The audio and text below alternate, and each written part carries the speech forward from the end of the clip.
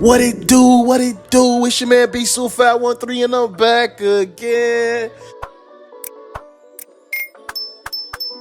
Arizona Cardinals fans, what's up, man? It's hashtag 32 videos in 32 days. We doing all draft grades for all 32 teams. And today, we're in day 4, I believe. I think this might be day 5. I'm losing track of time, but we doing the Cardinals right now, so let's get it. Listen, I just want to say, man, I'm a fan of y'all team, been a fan for a long time. I support Kyler Murray. I hope that they can continuously to build around him. I hope he can stay healthy. So let's just get into the draft, man. Let's go. With the first pick, you guys went ahead and took the Cincinnati kid out of the Ohio State University, Paris Johnson. I believe this guy's going to be a franchise left tackle, has experience playing guard.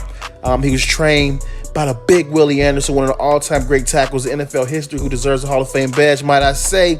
But I'm hoping that this right here solidifies that position for the Arizona Cardinals, and Kyler Murray has a franchise cornerstone left tackle that he don't even have to worry about. He can say hi, he don't even got to worry about his left side, as he knows it's protected. Let's go. Round 2, you guys went ahead and got B.J. Ojulari. I was a fan of his brother Aziz as well. I think this guy's a talented pass rusher out of LSU, coming off the edge. So many pass rush moves. I'm from Cincinnati, so I'm a fan of a lot of cats that come out of Cincinnati, a la Mcvay Sanders. I'm hoping that Mcvay Sanders and Ojulari can grow together. These are long, slim athletes coming off the edge, and I'm just hoping that these guys can both be what you need as 2 premier outside pass rushers. Let's go. And the next round, you guys went ahead and got Garrett Williams, cornerback out of Syracuse. This is a guy, I will say, I feel like he would be actually probably a better free safety in my opinion, but I think in that zone scheme, you pair him with Marco Wilson, I think you got 2 nice zone corners on the outside, so that's a good pickup. The next pick, you guys went ahead and got the PFF standout wide receiver out of Standford, Michael Wilson, a guy that really showcased the whole football world during the Senior Bowl practices that he is a route running god. They called him a poor man's Devontae Adams. We shall see. I think you guys are keeping D-Hop, so I think that's a great vet, a great OG to learn from, and hopefully this guy can actually develop into a true X receiver and potentially be D-Hop's replacement in a year or 2. So let's go.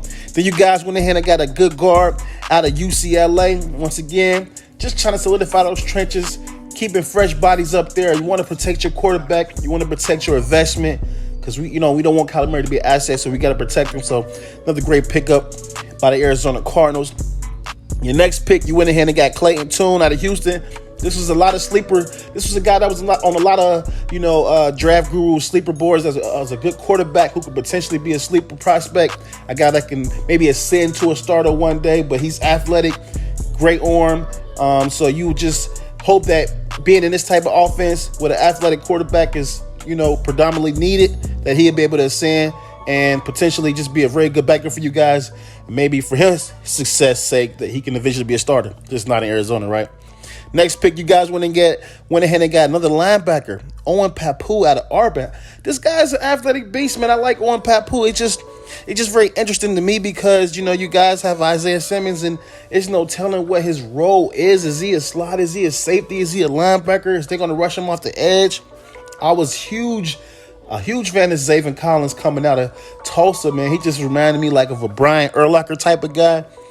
And I know you guys signed Chris Barnes from Green Bay. This guy, he really had a good 2020 season. So, the linebacker room's getting thick back there. But, hopefully Pappoe can make a name for himself, especially on special teams. And we'll see what they do with Isaiah Simmons moving forward.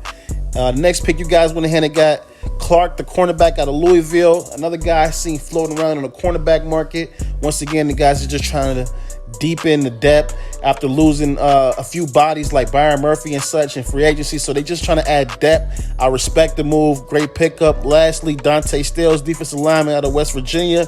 I think this is a guy who I've seen floating around in the draft market with a little bit more of a higher grade, so he could be a late round hitting gem. Just hoping he can add some beef up front. We know the retirement of J.J. Watt definitely leaves a lot of to be desired on that defensive front. One, I would say, undrafted free agent guy that you guys picked up was defensive lineman Jacob Slade out of Michigan State. This was another big body that I seen, along with Dante Stills, floating around during the draft process.